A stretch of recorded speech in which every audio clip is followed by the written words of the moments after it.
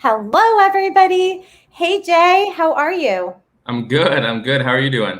I'm amazing. I'm so happy to be here with you. We're going to take a couple of minutes to see if anybody's going to join us. But this is fun. We just started talking about our topic for today, and I made you stop because I was so excited about the things that you were sharing. And I thought, wait a minute, we need to have people hear this, and I need to be able to respond right away and candidly. But the topic is so incredible.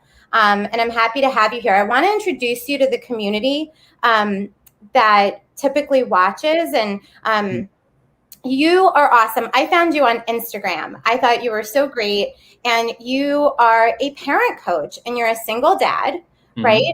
Yes. And I just found your personality and just your nature to be so pleasant. And then we talked and it was like an instant friendship. And we're going to be connected forever. So I'm so excited to have you here.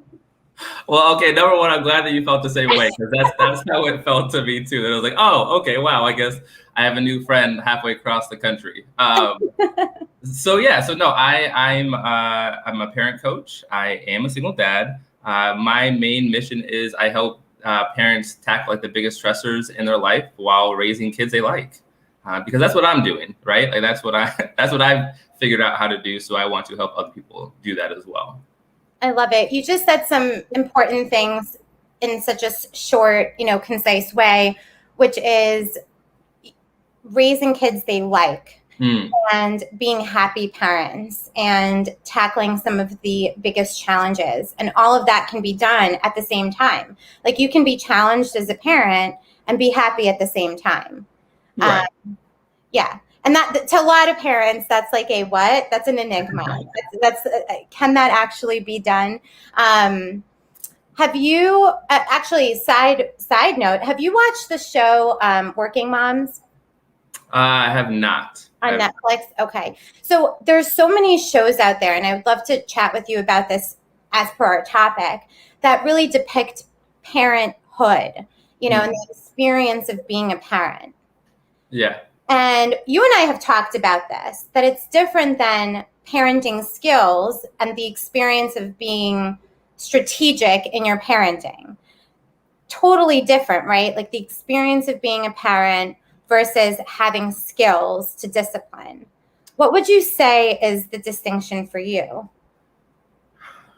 Is that when push comes to shove and you're stressed out and you are having a rough day or your kids are having a rough day, you don't think, oh, I'm going to use this strategy. You just go to whatever's your habit, whatever you're going to fall back on.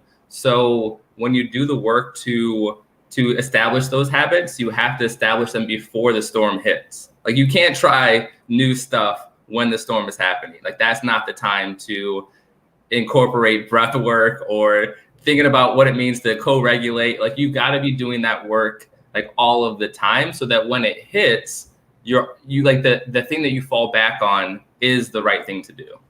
Yeah, I love that so much because what you're bringing to the surface is just that, the importance of working on yourself, right? And that's going to help you actually follow through with the strategies and follow through with the things that are the beneficial things for your child, right?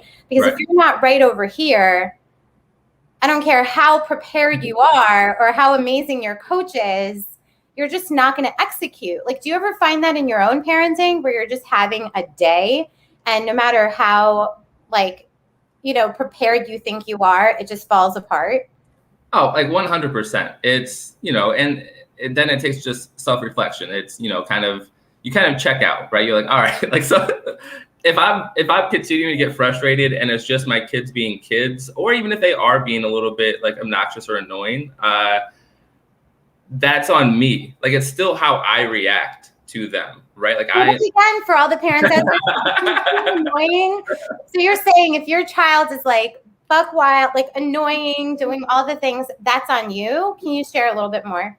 Well, because kids are smart. I think that's the underlying theme in everything that I believe is that they're smart and they know, like they do like the least common denominator. They will find the simplest way to get something done.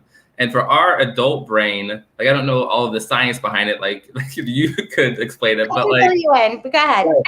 But like, to me, it just feels like there's so much swimming around in our brains. We're trying to figure out why they're doing it. We're figuring out if they're tired, if they're this, if they're that. And to them, it's just like A to B. They're just going to go in a straight line, right? And we get confused and overcomplicate things and overthink things. So for me, it's like, I just need to kind of take myself out of the situation. If my kid's trying to get my attention by asking me the same question 15 times, he's going to keep asking 20 times, 25 times until I change my response. And, you know, sometimes, yes, that is to get upset, but like, that's not going to benefit either one of us. That's a lot to swallow because, you know, I know how hard it can be. And you certainly know because you have your own kids, but I've worked with thousands of parents over the years, thousands. And that's the one thing that comes up so much of the time and is the common denominator, which is, you know, how do you deal with those moments where it's so tough and all you want to do is just blame your child for being a certain way? You want to blame, you know, whatever it is you want to blame, but really it's the process and the journey of like working with yourself, right? So true. So tell me, why is this? And this is really for Father's Day. We were thinking, let's talk about legacy. You brought this up as something that was really important to you. And can you share a little bit about why it's important for dads to create and leave a legacy? And that's something that's come up in your conversations. Yeah. So I facilitate a dad's group that meets every week. And we've had like an explicit conversation about leaving a legacy, and we've had an explicit conversation about like generational wealth and how to like build yourself up so that you leave something behind for your kids and honestly for your kids' kids and beyond. But a lot of what we talk about, whether it's, you know, relationships or money or career, a lot of like, there's always like a piece of legacy within the conversation. Like, what are we doing to show our kids how to act? What are we doing to model these things? What are we doing to kind of leave a blueprint for our way of success that like they could look at and follow, you know, step by step, or they could look at and like pick and choose from, right? Because I don't need my kids to do exactly what I do because they're their own kid, like they're their own humans. But as far as like why it's important, I think that creating things is part of the human experience. I think that we all have a desire to create, and not all of us can build a chair. Not all of us can like put a car together. Not all of us can garden or like cook, right? But all of us can like leave, like we can create and leave something behind for our kids, whether that's morals or traditions or like set behaviors or expectations. We can create that and leave that behind for our kids. I love that so much. And something you said, actually, I want to backtrack a little bit. You said, and not verbatim, but you can repeat it, that kids are their own beings. That's a very novel concept for a lot of parents. And I say that facetiously, but then also seriously, that sometimes it's like, wait, aren't they supposed to do what I want them to do, or are they supposed to go the path that I have set them, you know, have set out for them? And you're saying, no, your philosophy is that children are separate beings. And our job is to what? Our job is to recognize who they are and help them be the best version of that. Amen.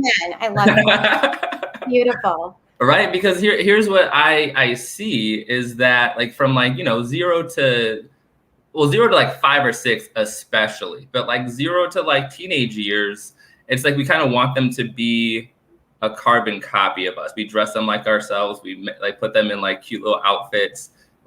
We want them to act like we do because that's easy for us. But then when they get to be teens, you know, then like they can't help but act different because then like the influence of school, the influence of friends, the influence of teachers, coaches, whatnot, starts to give them new ideas. So you could either like wait until they become teens and start, you know, supporting their individualism then, or you could be building it the whole time and it won't be such a drastic crash, right? Like that's what's going to happen is if you wait until they're teenagers to start seeing them as an individual, then like you won't know them. And if you don't know them when they're teens, like it's a hard time to get to know a kid. Like that is a hard time to start a relationship. You can do it. Like, I don't think that you can ever not, start, but I would rather get to know my kid when they're like a baby or 2 or 3 rather than 12 or 13. Absolutely. And I'm always thinking about the parent, because thinking about the parent really does help the kiddo. And I'm thinking so much compassion about how difficult that can occur as, for parents to sort of be responsible for raising, keeping them alive, feeding them, making sure that they're making the right decisions along the way, right? Not hurting themselves or other people, while creating space and giving, that freedom to kind of develop their own little personalities and do what they want to do. That's really like walking a tightrope. How do you, what's your biggest tip about that? How do you, help the parents that you work with? Well, so you actually brought something up earlier that really hits on this. Is the idea that these aren't like separate things that happen like outside of each other. To me, I don't like, with a lot of my parent coaching, it's not like, okay, well, we need to start doing this for your kid, or like you need to start paying more attention to this or that. I try to build up the parent as much as possible. It's, if you're taking care of yourself, if you're chasing your dreams, if you're living a life that you enjoy living, you can't help but do that for your kid. Your kid, like we always talk about how our kids are sponges, but then, parents are going to jobs that they hate and making just enough money to live by and not thinking about much future besides, they'll put some money in a 401k or IRA, but like they're not making concrete plans on how like the next 10 years is going to be better than the last 10 years. And what our kids are doing is watching us at all time, right? They're soaking it all in. So for me, I focus on building up the parent. I'm changing mindsets. I am breaking down limiting beliefs, because if a kid watches you and you're telling yourself, oh, I can never do that, or I can never afford that, or I could, we can't go on vacation this year because we can't afford it. It's, we just can't afford that vacation. Like, we could save money and go here and still make it a really good time. Like to me, it's mindset work. It's breaking down limiting beliefs, because yes, you have to feed your baby, clothe your baby, take care of your toddler, make sure that they know how to go to the bathroom. But like, it's almost like sometimes we say our kids are sponges, but then when it comes to like the specific things, we're like, oh, but wait, we have to do it this specific way. No, if you're just living your best life, your kid will too. I love it. I always say, and this really speaks to it, that we can't give our kids something we don't have ourselves. And so when parents are saying, I don't have time, or think about myself, and it's kind of like, we laugh about it like, haha, that's just like the norm. No, maybe the norm should be really paying attention over here to, what is making you happy, what is making you feel fulfilled, right? Coming home from work with a smile on your face and, excited to share what's been going on, or tired maybe, but still like in a, I feel productive kind of place, rather than misery, right? And coming home and having your kids see how terrible it is that you were at work all day. And, I just hear about that so much. So I love what you're saying. So tell me, why is it important for dads? And I want to talk about this specifically about legacy. Like, you hear this so much from the dads that you work with. Why for dads, and maybe for moms too, but like, what's the calling for dads to leave a legacy, do you think? Yeah. And so you brought up moms, and I think that I haven't quite figured out what the corresponding word is for moms. I think that they think and want the same things. I just don't think that legacy hits for them the same way it does for dads. So it's still there. But I think that for dads, a lot of it is because they're not expected to and included in a lot of the nurturing side of things. I was thinking about this, and I've talked about this with the dads, that like the dads are actually the ones who live out like the actions speak louder than words, right? Like we know that that's true, but the dad is, has for a long time been like the one who goes to work and comes home, and like, he's not necessarily doing the loving, the cuddling, the everyday growth. He's just setting an example. And I think that, as you work with parents and as I work with parents and I listen to dads especially, that's changing. Like we know that that's, not the case for everybody, and that's not that's not as normal and as expected as it used to be. But I think that we look at dads as setting an example a lot. For better or worse, they're not seen as teachers. They're not seen as like, do this, do that. Maybe if they're like, doing something hands-on, they'll find a way to teach. But dads seem to imprint upon kids with their actions. So when it comes to their actions, the legacy is, what are my actions leaving behind? Because I might not be here, every day setting this is how we brush our teeth, this is how we tie our shoes, this is what we do at meal times.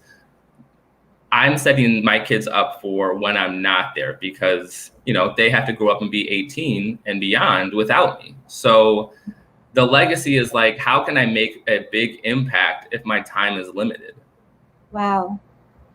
I love that so much. As you're talking, I'm thinking about some of the parents that I'm working with, the couples, and what you said resonates so much. And, I want to also say, some people might be listening thinking that's so politically incorrect, or that's not how it is anymore.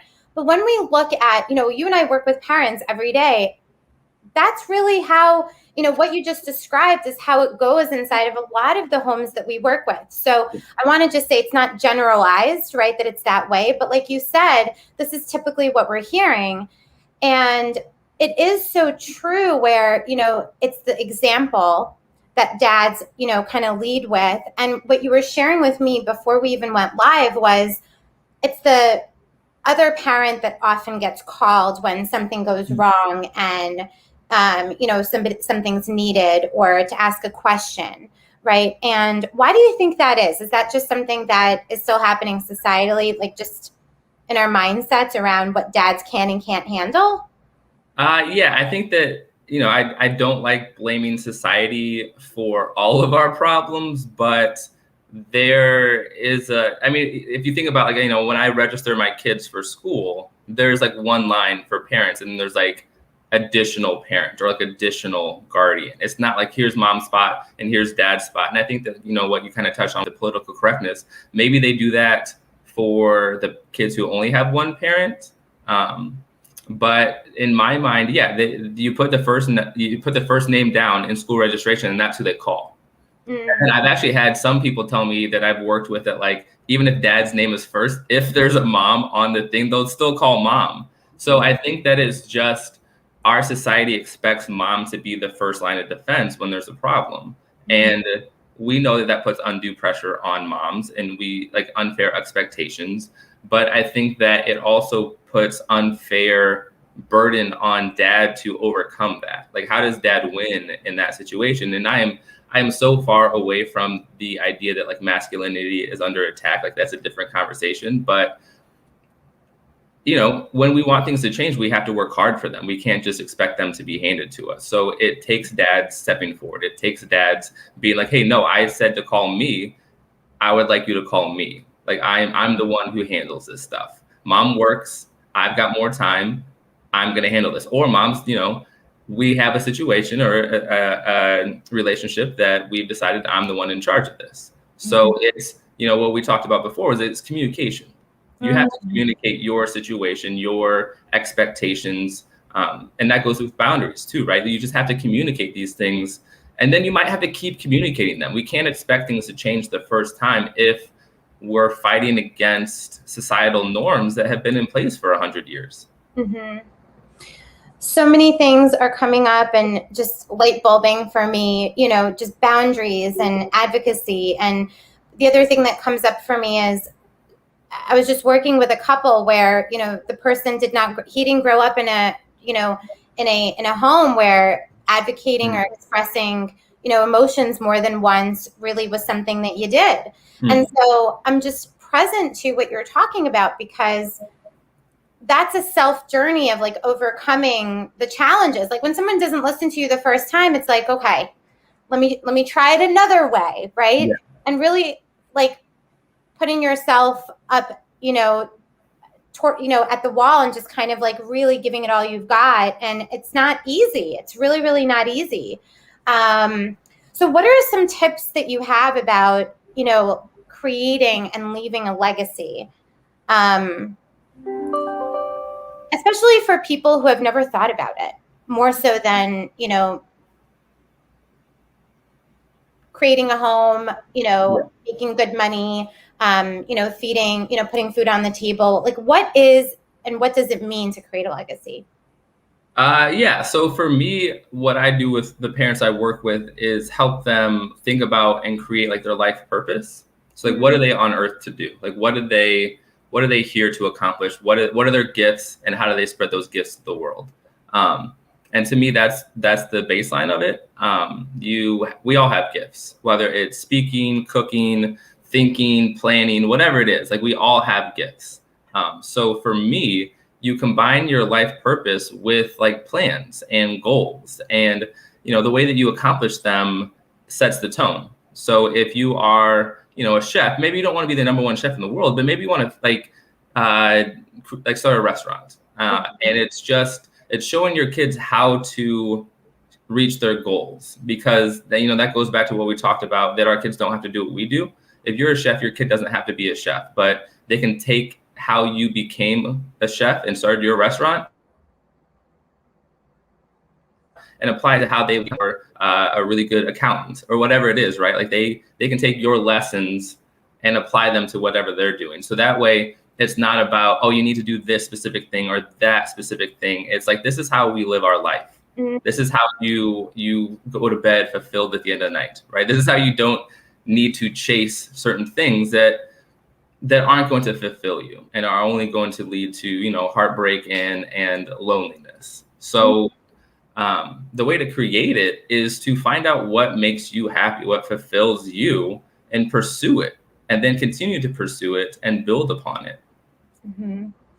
I love that. And for so many people, this is a very new concept, because they, go to work, they come home, they're a good person, they have, conversation at dinner. And that's really a lot of people's lives, because there's so much busyness, going on and things like that.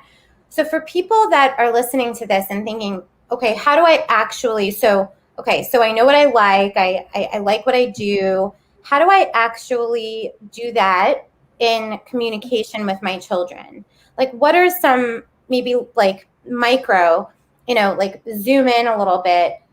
What are things that dads and moms, actually, all parents can start doing inside of their communication with kids that can help, show their child, rather than just a child watching and modeling, mm-hmm. but really in communication about all of that passion. Yeah. And yeah. So for me, like I said, like a lot of what I start off with especially is mindset work and affirmations. So what I would do is start small. I mean, every big dream, every big picture is made up of like small steps. Every big leap is just a whole bunch of little leaps over and over and over again.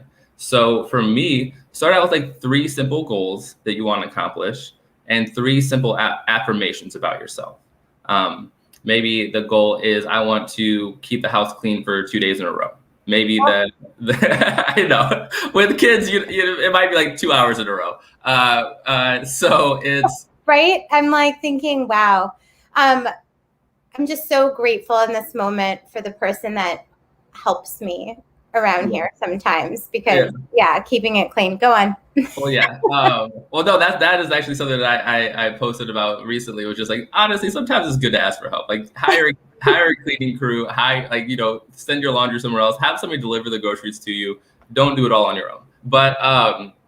But yeah, so I would say like, set small achievable goals, because that's the foundation. That's how you start building the foundation for what you want to achieve. So maybe it's, hey, I want to get up at 7 a.m. every day this week so that I can get my day started off right. Maybe it is, I want to cook meals at home twice this week. So I would say start with achievable goals for yourself, share them with your kids, and have them set goals. Maybe if they're 2, maybe it's like, maybe they want to stack 3 blocks on top of each other because, play is learning. So it's, maybe you can't set the goal. Maybe if they're not speaking and like thinking goal oriented, but if they're a little bit older, maybe it's, I want to draw a really good picture, or I want to help cook breakfast one morning, or I want to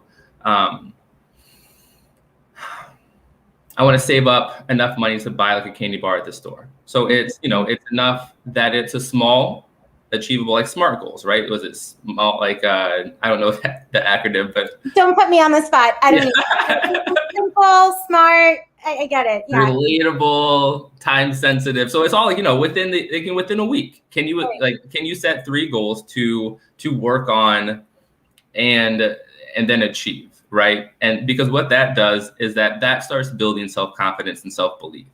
Because that's what you need to accomplish bigger goals. You need to believe in yourself when it gets hard. You need to believe in yourself when nobody else does. You need to believe in yourself when you don't quite know what you're doing. Which is a lot of the time. More often than people realize, right? So it's setting those goals, but then it's self-affirming, because especially men, and I found this to be really fascinating, men need so much validation. They are conditioned, and it's fascinating, but it's also very straightforward, and it makes so much sense because we tell boys from a very early age they can be whatever they want. And they can do whatever. They can get away with whatever they want too. It gets kind of dangerous if we go down too many different rabbit holes, right? But they're told how awesome they are from a very early age. They're the ones being pushed to be more dangerous on the park. They're the ones who are,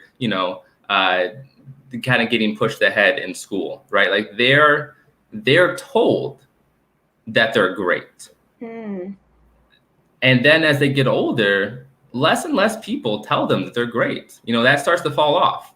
That starts to that. And then when they get to be adults, they're like, what the heck? Like, what happened to you guys? Like, you're so needy, you're so whiny, you're so this or that. And that's why I feel like people think that masculinity is under attack, is because that switches, right? That flip switches at some point.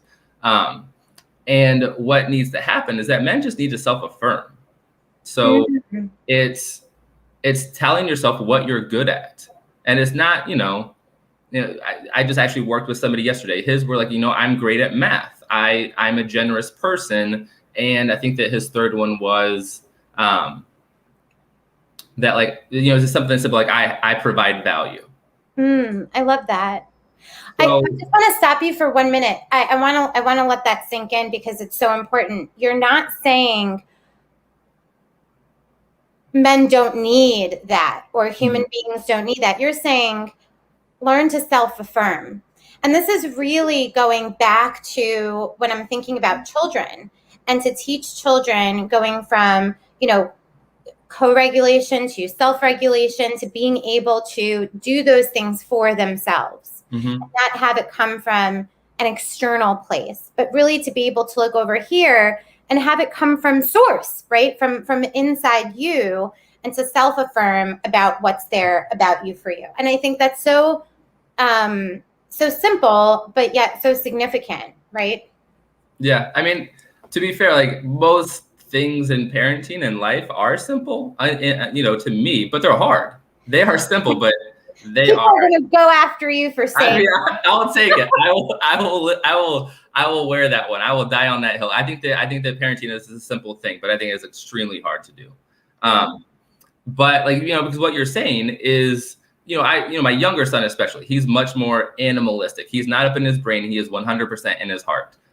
And earlier on when he was like 2 or 3, and he would like be struggling to put his shoes on, like he would growl at them, he would slam them down, he would do all of the things, he would make noises, he would, he was in it, he was in that battle. But the moment he like slips them on and like turns and looks at me, like his face just like, he's like, I did it, right? And when you're the parent and you go in and you see your kid struggling and you see them growling at their shoes and slamming their shoes and calling their shoes dumb, and then you put on the shoe for them, you steal that moment. They don't get that, I did it. They don't get that. So they don't believe in themselves. They don't trust themselves. They don't see what they're capable of doing. And then they're dependent on you for that. And then that's like the legacy, right? Is that you send them out onto the world and they're like, well, I don't know how to do any of this stuff, but I can't. Amen. I mean, so many, I'm just thinking about so many of the teens that I've been working with, that's just it. And what we want to do is kind of put it on them, but it's not really on, and it's not that it's to blame anyone, but we have to be careful because what you're talking about is so important and starts young. And I will always tell parents, look, once in a while, when there's nothing, like once in a while, like you can put a Band-Aid on and do it and like out the door, like you need to go, right? Mm-hmm. But we have to understand that it's like an insidious thing and it's very, very slow. But if it happens all the time, that's what you're saying, all the time as a way of dealing with challenges or frustration or, we're talking about self-esteem building, really. Self-esteem comes from the ability to tolerate. It comes from the ability to know, like, I can do this, like I'm resilient. Then it can get to that dangerous place of, wow, this is a habit. And now they're in high school or college and they can't, set their own classes for themselves because somebody's always done that for them. And it's happening so much to the kids that I'm working with. So that's part of legacy. Mm-hmm. That is part of creating a legacy. I love that so much. So what you're touching on there, like the solution there is you have to be intentional. Like you have to, and you can't like, the only way that you happen to trip into a legacy, like you're not gonna like that legacy. That's not gonna be a legacy that you want your kids to carry on. You have to be intentional because what you're talking about is that, sometimes it's okay to do the Band-Aid solution by like, I'll do it and let's get out the door. But as a society, we're kind of pushed to live that sort of life, that we're always busy, we're always rushing, we're always working, we're always needing more. So when you're always rushed, you don't have time for a kid to be a kid. Kids don't operate on adult time. They don't learn when we want them to learn. That goes into like reading levels in school and like kindergarten readiness and what your kids should and shouldn't know by a certain age. And it's like, I'm sorry, like you don't get to tell me what my 3-year-old should know. Like, because you're not measuring this other part of my 3-year-old that to me matters more than yours. Like it's, so to me, it's about being intentional. You have to intentionally make that time to set boundaries, to set consequences and follow them through. You need to be able to be intentional about, like a simple one is if you are having trouble with like, say, getting out the door and you tell your kid, like, you talk to your kid, we need to leave in 15 minutes. Like to be ready, they need to have their shoes on and brush their teeth. The thing that happens is that if they're not ready, you're out the door with their shoes and you put them in the car and they can figure out how to put their shoes on when they're in the car, right? It's the idea that you are, but then what's going to happen is that your kid's not going to like that. Your kid's not going to like being outside of control. They're not going to want to just do it because you said. So it's going to take the preparation for like the plan that you're going to create. And then it's also going to take the other side of that, which is like the space for their emotional reaction. Because if you don't have that space, then it's just going to trigger your emotional reaction. And then it's just going to be two like heads butting against each other. And then nobody learns anything. Because as soon as those like things start firing off in their brain, their learning stops. Like the kids don't learn when they're upset. So again, and you can't do anything productive when you're upset. So you can't leave a legacy without being intentional. You have to intentionally set time. Sorry, go ahead. No, I'm just, my mind, we've only spoken a couple of times, but every time we do, there's so many like nuggets of gold in what you're sharing and just what's coming up for me. The word intention, as you were sharing about legacy, came up in my mind, and then you said it. And I thought, how perfect, because a lot of the times we just kind of go by life as if like, oh, it's just like a boulevard of green lights. It just happens, or it's just kind of fitting, or it's just right. And we're not sort of collaborators with the universe. We just kind of think that it just happens, and if it happens, great. If not, then I guess. So intentionality and being able to teach that. And then the other thing you mentioned, which is so important, I can't stress enough, is sometimes there's an expectation that because we're thinking it or we're ready, that they're going to be ready, or that they're thinking the same thing, or they're mind readers. And so what you're alluding to is the importance of creating enough time and enough space for those experiences of learning early on, so there could be a higher, return on the investment when they're older, which is when they're younger, you're really preparing them for, the patterns to take hold, right? So that's a lot of time. Parenting takes a lot of work. Yeah.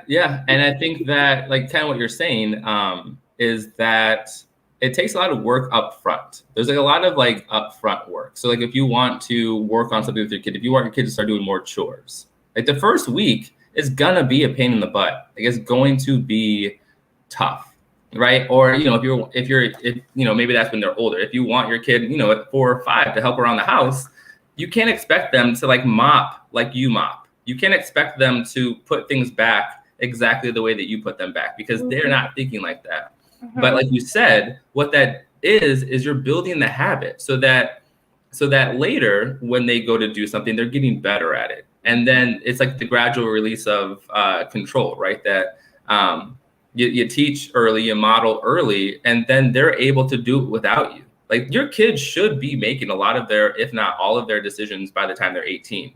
But if they're not getting that practice, if they're not getting that, if they're not building their self-esteem, if they're not seeing the results of their own actions, good and bad, and learning from both, then they're gonna be dependent by when they turn 18. So it takes intention. It takes, like you're saying, I've never been busier than I am right now.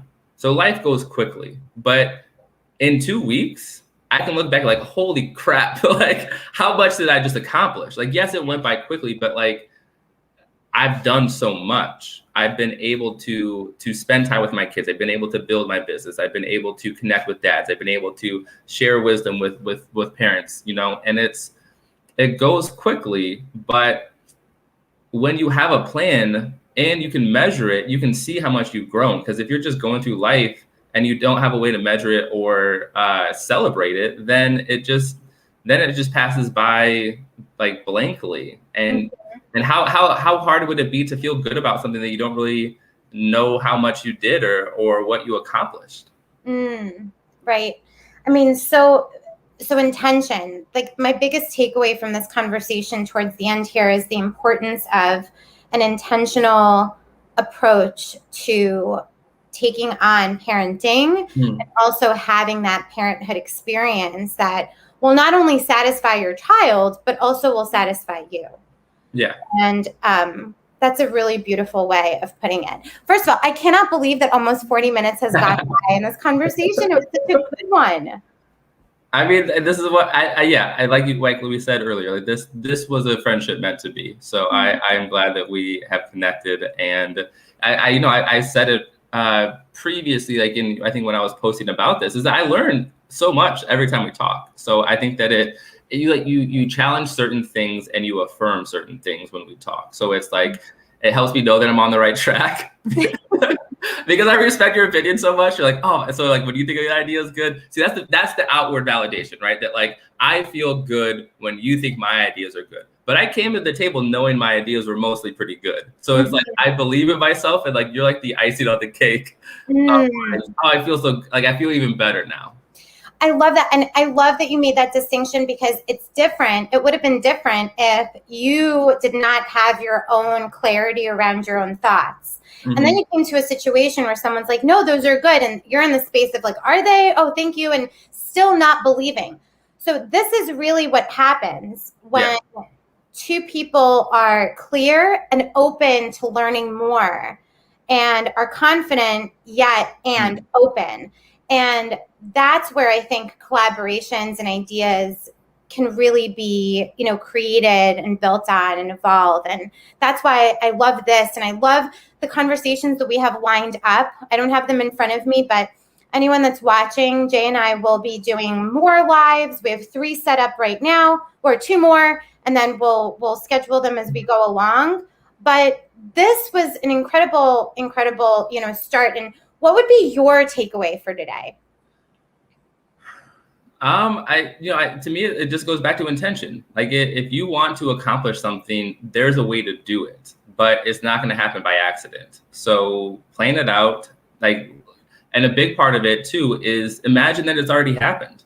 If you want to live a certain life, imagine that you're already living it, and imagine yourself doing the things, and that's how you get there. That's what manifestation is. That's what to me I always thought it was something like so unattainable, manifestation. But manifestation is just when you live with intention on a daily basis. You're no longer believing that you can't. You just start believing that you can. Yeah. Oh, I love it. This is rolling into another conversation about manifestation. We're going to have to leave it to the side, but that could be a really great place to start at some point, in a conversation, is how do we create our own reality when it comes to our parenthood experience? I'm sure some people that just heard that thought, okay, how? Well, our brain goes to how, right? And so maybe that's something you and I can connect about and share with others about how do you do it? How do I do it? And how can people take small, habits on that can really, they can see the benefit later on. Beautiful. All right, Jay. Well, I loved this conversation so much. Thank you for joining. Yeah, you're welcome. Thank you for having me.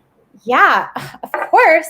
I think it was so fast. It was like, let's collaborate. Okay, good. So the next time you and I are going to be live is 10 a.m. Eastern, and you're in Central, right? It's 9 a.m. Yeah, so we started at 9 a.m. my time. It's almost 10 my time. Got it. So and next Tuesday. And I look forward to it. And if there's nothing else, we'll say goodbye. All right. Have a good one.